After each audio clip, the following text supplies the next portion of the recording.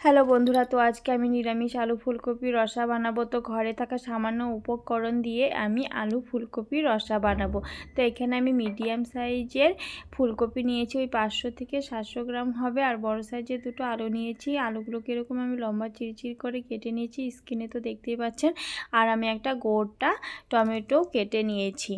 তো এখানে আমি ফুলকপিগুলোকে জলে ভিজিয়ে রাখবো। অনেক সময় ফুলকপিতে পোকা হয়, যদি পোকা থাকে তাহলে পোকাগুলো ওপরে উঠে আসবে। তারপরে এদিকে আমি কড়াইতে গরম জল বসিয়ে দিয়েছি। হলুদ আর লবণ দিয়ে ফুলকপিগুলোকে জাস্ট 5 মিনিটের জন্য ভাপ দিয়ে নেব।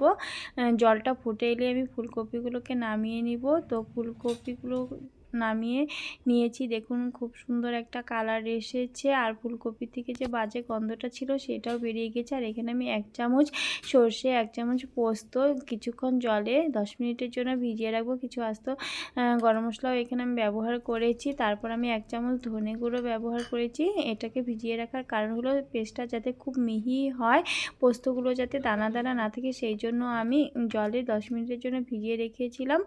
তারপর এখানে আমি তেল দিয়ে দিয়েছি, কড়াইতে তেল গরম হয়ে এসেছে। তারপর এখানে আমি ফুলকপিগুলোকে কেটে রাখা ফুলকপিগুলোকে লবণ দিয়ে ভেজে নেব, লাল লাল করে ভেজে নেব।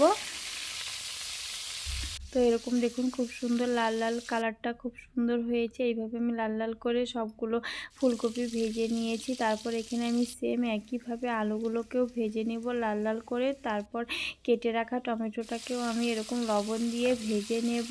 এদিকে আমি কড়াইতে তেল বসিয়ে দিয়েছি ফোড়নের জন্য। তেল গরম হয়ে গেলে এখানে আমি কিছু আস্ত গরম মশলা ফোড়নে ব্যবহার করব, আর 1/2 চামচ জিরে ব্যবহার করব। তারপর ওই পেস্টটাকে আমি মশলার পেস্টটাকে ফোড়নে অ্যাড করে দিব। 1 চামচ লবণ, 1/2 চামচ হলুদ দিয়ে পেস্টটাকে আমি নেড়ে চেড়ে কষিয়ে নেব। তো তেলটা ঝরে এলে এখানে আমি গুড় বা সামান্য পরিমাণ চিনি ব্যবহার করেছি। আমি গুড় ব্যবহার করেছি আর 1/2 চামচের মতন গোলমরিচ ব্যবহার করেছি। তো তেল থেকে মশলা থেকে তেল বেরিয়ে এসেছে। বেরিয়ে আসার পর আমি এখানে আলু কেটে রাখা ভেজে রাখা আলু ফুলকপিগুলোকে আমি এখানে দিয়ে দিব। তারপর কষানো হয়ে গেলে আমি এখানে গরম জল ব্যবহার করেছি। গরম জল দেওয়াতে ফুলকপি যে হয় সেটা শক্ত হয়ে যাবে না, খুব সুন্দর আসবে। আর এখানে আমি 1/2 চামচ গোলমরিচ আর কুচিয়ে রাখা ধনেপাতা দিয়ে নামিয়ে নিব আলু ফুলকপি রসা।